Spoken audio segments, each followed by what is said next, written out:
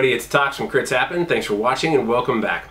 Well, we've got another Critical Strike. These are some of my favorite videos to film. This is where we're going to take 3 games and tell you really quickly about each one and what we like and what we think you might like. Today is all around one theme. It's around Blue Orange, who is a publisher who makes, quite frankly, phenomenal games. Blue Orange has a wide array, and I mean a wide array of games. Most famously, though, they're probably best well known for Spot It, which is pretty much in every major Target, Walmart, every mass market kind of place you would ever see games, as well as your friendly local game store. And it's a very fun game. They have multiple different licenses with it, and it's a great family game. Today, though, we're going to look at 3 very interesting titles from their lineup. Now, if you're unfamiliar with Critical Strikes, this is going to be about 5 minutes per game, and we're just going to talk about them really quickly. We haven't done one in a while, but I really felt that these 3 tied together in a way that you'll see as we go through that works really, really well. So the first one that I want to talk about is a kids game, and this is a game that is really designed for you and your children. It's called Doodle Quest.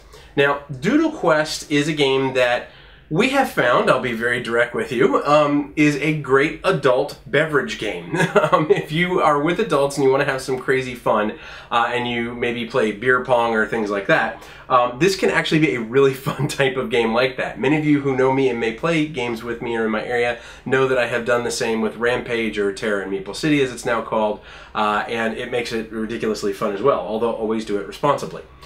Doodle Quest is really interesting. So Doodle Quest has this picture. So you'll have a picture, like for example, this one shows a mermaid and dolphins and things like that. Well, then you have an overlay. If you remember, if you're old like me, and you remember like these old transparency overlays that your teacher would use on the overhead projectors in schools, that's kind of what it's like. And what it does is you're given an objective, and sometimes it can be anything from circle all of the bubbles to draw a line from one side to the other without going into or crossing over any of the dolphins. The trick is this: you have to draw it from memory and how the picture looked on your transparency, and then you lay the transparency over the picture. So you get to see the picture for a certain amount of time, you put the picture away, flip it over, you draw what your objective is, and then you lay it over and see who's done the best. This is super fun. For kids, it's great because what it literally does is it starts to make your children recall what they've seen, which I love. As most of you know, I believe that games are a teaching mechanism. I believe that they help with sight recognition, they help with reading, they help with math, all these things. And Doodle Quest does a really, really good job of bringing forth memory skills from your children. Now, like I said, it can be played as adults, but this is really a kids-based game. And if you have younger gamers, this will be a very big hit at the table with them. So definitely want to recommend checking out Doodle Quest. So how is this going to lead into our next 2 titles? Well, we're going to progressively get a little more in-depth. So the next title is a title that is deceptive. It is called Battle Sheep, Flock to Greener Pastures. Now, while Doodle Quest is all about kids, Battle Sheep is a mixture of kids and adults. And I say that because of this. When I first saw Battle Sheep, I was a little hesitant. It looked like a game that was trying to be more strategic for kids, but wouldn't necessarily be as fun for adults. And I'm happy to say that I was completely proven wrong. This is a game that can bridge the gap between playing with your kids and making a more strategic style game put on the table with them, or playing with your adult friends. Mrs. Tox and I have had a blast playing this game, just as ourselves. We've had a blast playing with our kids as well, who are 10 and 7. Phenomenal, phenomenal game. Now, you're going to think to yourself, Battle Sheep, does that mean this is Monty Python and we're launching sheep at each other? No, not necessarily. You're more so using your sheep to block things. So what happens is you start off, and the board is different every time you play this game.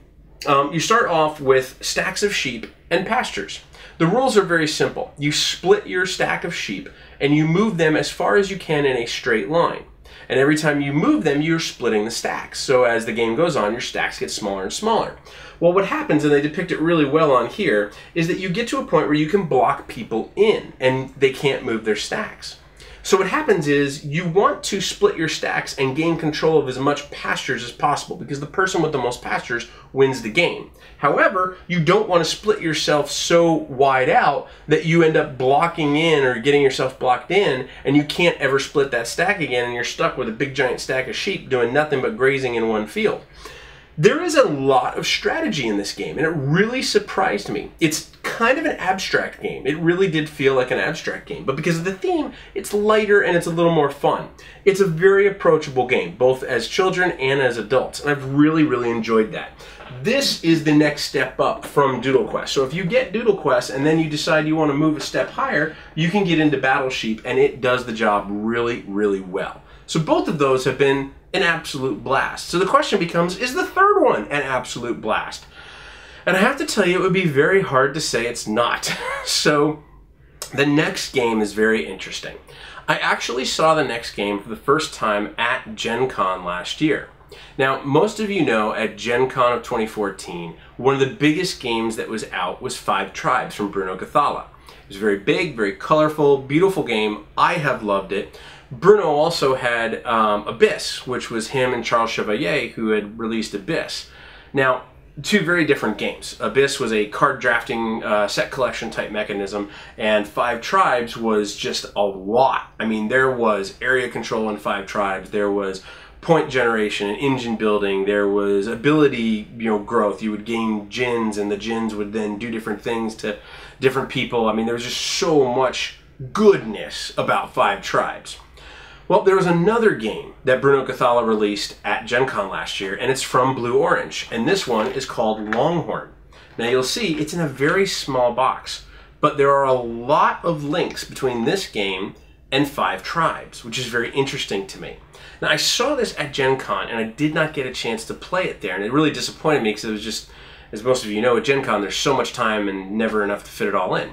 Or so much to do and never enough time to fit it all in. Longhorn is really interesting. So Longhorn, everything fits inside this box. It's a 2-player game only, and it plays really quickly. It plays in about 15-20 minutes. So you'll see that there's these 9 tiles, and these are randomly arranged every game. On each tile are going to be a certain number of cattle, and they're different colors. There's white, brown, gray, and black. The movement is very simple. You have a disc that has one of 2 outlaws on it. You are one outlaw, and I am another outlaw. They start randomly, or actually I believe the first player picks where they start. The rules are simple. Wherever your token is, you pick up a certain number of cattle that are all of one color. So for example, you'll see on this middle bottom tile here, if you can see it on the video, there are 2 white, 2 brown or 2 orange, and 1 black. So if I decide to pick up the 2 white cattle, I take them and I steal those cattle. And then I move my token 2 spaces away orthogonally. So I can't move diagonally, I have to move orthogonally. And then I flip my token over, and your villain, or I guess your cattle stealer, is on the other side, and that's where you're going to begin your turn. Now as the game progresses, now yes, you're already thinking to yourself, that sounds a little like 5 Tribes. It is. You're picking up all of one color, you're moving a certain number of places. What happens is that if you take the last cattle off of a tile, you must trigger its ability. In each game, the abilities are going to be different. There's everything from getting money that are gold nuggets, to branding your cattle, to stealing cattle from other people, and getting caught by the sheriff. And if you get caught by the sheriff, you lose the game. So there's a little bit of abstract game in here of trying to position your opponent so they end up having to get caught by the sheriff. But the sheriff is not in every game. Each of these 9 tiles are static, they just change their locations each game, but there are more abilities than there are tiles, so those are randomized each game as well. If you like 5 Tribes, you'll love Longhorn. Now my wife, Mrs. Tox, and I have thoroughly enjoyed 5 Tribes. When we got Longhorn, we started playing, we were like, wow, this is like, it scratches the itch that 5 Tribes scratches, but it does it in like a 1/4 of the time, and that's amazing. The other thing too is if you're like us and you do a lot of traveling, you want to have games that are smaller, that are this size. This is just phenomenal. And in all honesty, the box is a little bit bigger than what you really need to carry everything in, so if you wanted to put it in a different style box, you could do that. It is a great game. It does not take up very much room at all. And the thing that's really fun about Longhorn is it's very different every game. Now, me personally, I have really enjoyed the aspect of this game trying to get your opponent to be captured by the sheriff.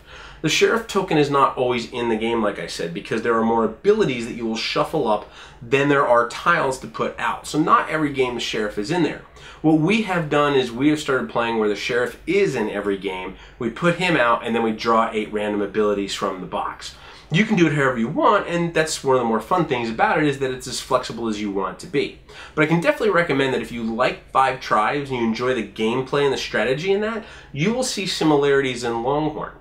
Now, one of the things I've been thinking about is not everybody really likes the Western kind of feel for it. So I'm actually thinking that this is a game that they could potentially do a little bit more with, maybe introduce like a sci-fi theme or a fantasy theme and things like that, because the gameplay is very, very solid. So overall, when you look at these 3 games, you start off on the family side with Doodle Quest, playing with your kids, having a blast and just laughing and having fun. Then you move up the Battle Sheep and you get a little more strategic and a little more kind of nuancy in your moves and what you're going to do. And then when you're looking for a true adult fun game, you get into Longhorn. Now, I don't want to mislead you with this. I have played Longhorn with Ninja Zach, who's 9, about to be 10, and he's loved it. He's picked it up really good. We tried to teach him 5 Tribes, but it just became too much all at once for him, and he just kind of got a little, perturbed by it. But Longhorn has been really good with him. So as another example, if you have children that you want to play with and you maybe enjoy 5 Tribes and you want to get that itch scratched, this is a great game that you could introduce them to kind of help grow them in their gaming capabilities.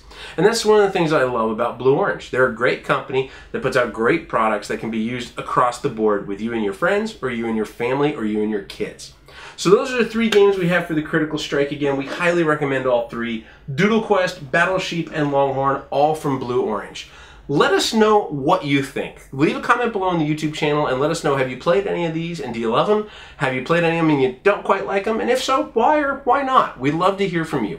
Leave a comment below on the YouTube channel. Of course, you can chime in on Facebook and Twitter. You can always go to critshappen.com. But until we see you next time, we hope you enjoy all your doodles, all your sheep, and all your cattle on top of your tabletop. Thanks so much for watching. Keep rolling those dice, and we hope they're all crits.